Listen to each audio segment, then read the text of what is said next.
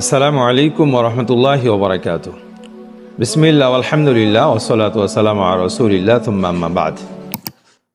عن أبي هريرة رضي الله تعالى عنه قال قال رسول الله صلى الله عليه وسلم صوموا لرؤيته وأفطروا لرؤيته فإن غبي عليكم فأكملوا عدة شعبان 30 متفق عليه।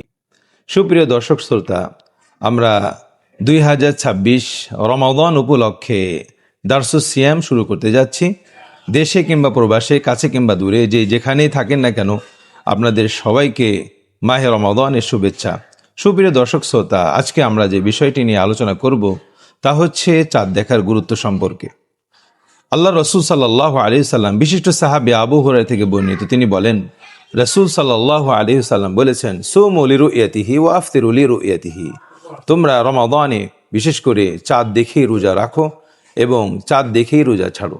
Fine গুব্বিয়া আলাইকুম, যদি মেঘাচ্ছন্ন হয়ে থাকে, মেঘের কারণে চাঁদ যদি না দেখা যায়, ফাকমিলু ইদ্দাতা শাবান 30, তাহলে তোমরা শাবান মাস 30 দিনে পূর্ণ করো।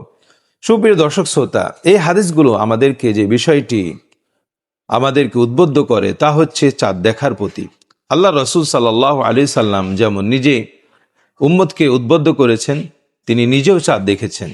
এই মর্মে ইমাম তিরমিজি একটি হাদিস নিয়ে আসছেন যে আল্লাহ রসুল সাল্লাল্লাহু আলাইহি সাল্লাম যখন চাঁদ দেখতেন তখন এই দোয়াটি পড়তেন, আল্লাহুম্মা আহিল্লাহু আলাইনা বিল আমনি ওয়াল ঈমানি ওয়াস সালামাতি ওয়াল ইসলাম রব্বি ওয়া রব্বুকাল্লাহ। এই দোয়াটি আল্লাহ রসুল পড়তেন। সম্মানিত সুপ্রিয় দর্শক শ্রোতা, আজকে চাঁদ দেখার যে রীতি রেওয়াজ আমাদের মাঝ থেকে বিলুপ্ত হয়ে গেছে। আমরা ব্যস্ত জীবন, ব্যস্ত শহরে বসবাস করি, যার কারণে আমরা চাঁদ দেখার সুযোগ পাই না। আমরা অনেকেই নির্ভর করি মোবাইলের প্রতি, অনেকেই নির্ভর করি সংবাদপত্রের প্রতি, অনেকেই নির্ভর করি টেলিভিশনের প্রতি। যাই হোক, মাসলাগত কোনো সমস্যা নাই, রোজা হয়ে যাবে। তবে আপনি যদি চাঁদ দেখেন, চাঁদ দেখে রোজা ধরেন এবং চাঁদ দেখেই যদি রোজা ছাড়েন, তাহলে যে বিষয়গুলো আপনার জন্য আবশ্যক হবে বা ভালো হবে, প্রথম নম্বর, যে ইবাদতটি আপনি চাঁদ দেখে করবেন সেই ইবাদতের গুরুত্ব বাড়বে।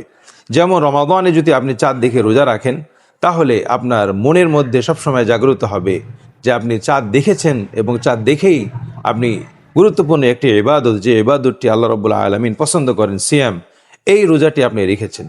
দুই নম্বর যে জিনিসটা হবে যে আল্লাহ রসুল সাল্লাল্লাহু আলাইহি সাল্লাম যেহেতু নিজে চাঁদ দেখেছেন, এই আল্লাহ রসুল সাল্লাল্লাহু আলাইহি সাল্লামের সুন্নত প্রতি আমল হবে।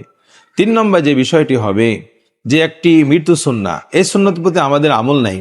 যদিও একসময় আমরা দেখেছি ছোটবেলায় আমাদের দাদাদের সাথে আমরা চাঁদ দেখতে বের হতাম, মাগরিবের নামাজ পড়ে আমরা আকাশে চাঁদ খুঁজতাম, কিন্তু এখন এই সুন্নাহগুলো বিলুপ্ত হয়ে গেছে। আপনি যদি চাঁদ দেখেন তাহলে মৃত্যু সুন্নাহ জীবিত হয়ে যাবে। 4 নম্বর যে বিষয়টি আবশ্যক হবে বা যেটা বিষয়টি গুরুত্ব পাবে তা হচ্ছে সময়ের গুরুত্ব। যখন রমাদানে চাঁদ দেখবেন তখন আপনার মনের মধ্যে একটি পরিকল্পনা বা একটা বিষয় অনুধাবন হবে, তা হচ্ছে আপনার আমার মাস থেকে একটি মাস চলে গেল, মানে আপনার জীবন থেকে একটি মাস চলে গেল, সামনে নতুন একটি মাস আসছে। এই মাসটি যাতে সুন্দরভাবে উদযাপন করতে পারেন, সুন্দরভাবে যাতে কাটাতে পারেন, এক কথায় বলতে পারি সময়ের গুরুত্ব সম্পর্কে সচেতনতা বাড়বে। সুপ্রিয় দর্শক শ্রোতা, এই জন্য আমরা কমপক্ষে প্রত্যেকেই চেষ্টা করব, যতই ব্যস্ত থাকি না কেন, আমরা চাঁদ দেখে রোজা রাখবো এবং চাঁদ দেখে রোজা ছাড়বো। মাগরিবের নামাজ পড়ে আমরা আকাশের দিক তাকাবো, দেখতে পাই চাই না পাই, কমপক্ষে আমরা বলতে পারবো যে আমরা আল্লাহ রসুল সাল্লাল্লাহু আলাইহি সাল্লামের যে সুন্নাহ আছে এই সুন্নতের প্রতি আমল করার চেষ্টা করেছি। আল্লাহ সুবহানাহু ওয়া তাআলা আমাদের সবাইকে আল্লাহ রসুল সাল্লাল্লাহু আলাইহি সাল্লামের হাদিসের প্রতি আমল করার সুযোগ এবং তৌফিক দান করেন। আল্লাহুম্মা আমিন।